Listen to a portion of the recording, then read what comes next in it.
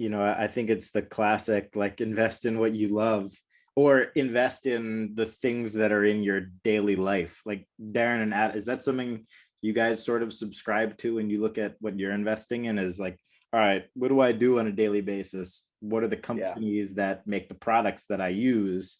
How can I get involved in those things? That's something that both you guys think about.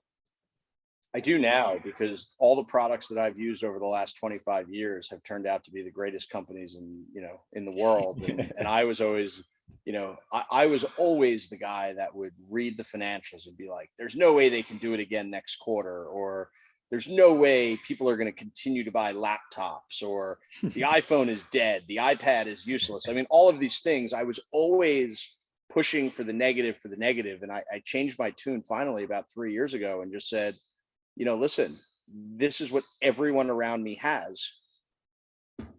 That's better to me than trying to read financials and saying, it can't work.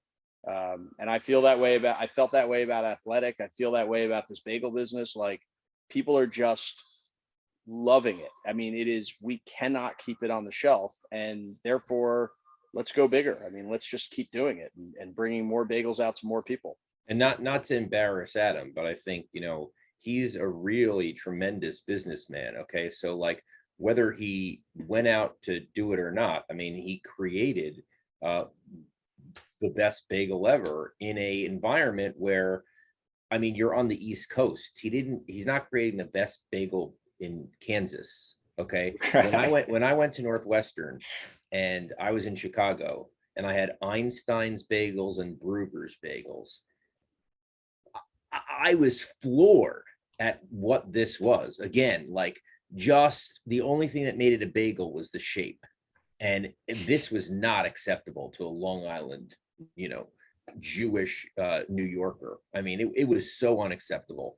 And so, like, he went into the most competitive area where the bagel is known, and as part of, best practices, made the best bagel. And so it didn't matter who he was, whether he was selling flood barriers or whatever, but he's made so many great steps along the way, and it's been really fun to watch. And yeah, no, it's and I love the cream cheese model, and I love the fish program, and it's really cool. Same. It's been really fun to see, and I can't wait to see what it turns into.